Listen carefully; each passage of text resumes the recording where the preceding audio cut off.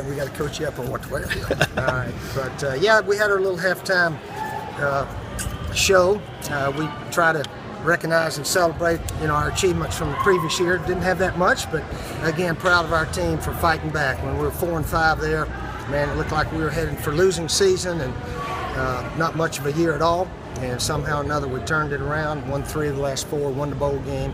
And as we all know nowadays, when you win your bowl game, you got something to sort of think about for 7 or 8 months, 8 months to the next game. So we think we're going to have an excellent recruiting class. And, 4 years from now, we'll find out if they're real good or not. But we got a chance to sign at least 30 players this year. So hopefully they will turn out.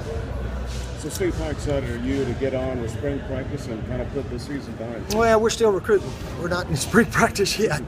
February 4th is the final day. So a lot can happen in the next 10, 11 days, as we know. So as coaches, you just keep calling them and keep loving them up and tell them how much you need them and all that kind of stuff. So that's what we're doing right now.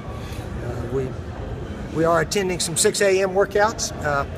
We will do some things differently, though, than we've done in the past. We got to be a faster, tougher team. We all know that. And hopefully we can, as I said, put a team out there that when the game's over, our fans can say, man, I like our team. I'm proud of our team. Obviously, we couldn't say that at times last year. But we are proud that they bounced back and turned a very disappointing year into a winner. 7-6 is a winner. Not a big winner, but it is a winner. Does this kind of environment help you today? Well, I think so. I think that all the players up there, the recruits, can see how important sports is here. And again, I mentioned Dawn Staley. I mean, she brought that team from nowhere. I used to sit up here in the stands. You guys were here too, with 200 people. And when I saw 17,000 plus for the Kentucky girls game last week, I said, man, anything's possible. And we need to expand our goals around here in football. Baseball's won a national championship. Our girls have won the SEC first time ever last year, and now they're on pace to do that and go for the national championship. If you can win in the other sports, you can win in football, volleyball, soccer. You can win in all of them because facilities are here.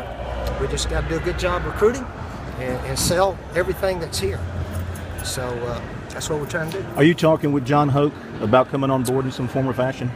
I will announce whatever different things we're going to do after recruiting's over with. Right now we're concentrating on recruiting.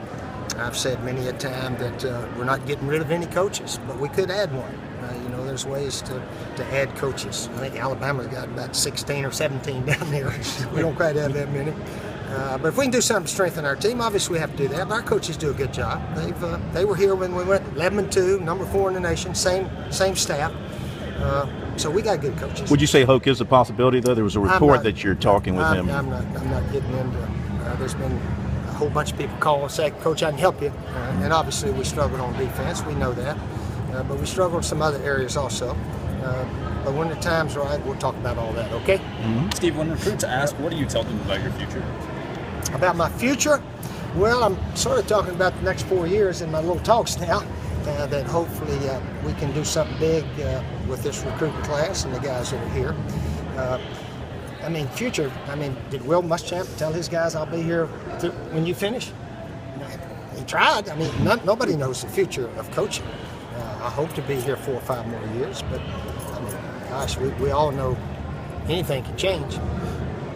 What do you think about a few of the moves around the SEC with Chavis going to A&M, Kevin Steele taking over down at LSU defensively? Well, there's a big demand for defensive coaches. I've learned that. Every NFL job has gone to a defensive coach. Us offensive boys don't have a chance hardly anymore. I'm glad I got a head job way back, I guess. But, everybody's hiring defensive coaches. It's really interesting. But anyway, around the SEC, everybody's hiring defensive coordinators. So that seems to be the big news. But anyway, we got a good staff, and at times we can strengthen it somehow, then I'll do that. Do you feel any pressure from the fans or from the boosters to make changes for the sake of making changes? Not from the boosters or the fans. I don't feel any. But obviously, the way we perform, we got to do some things different.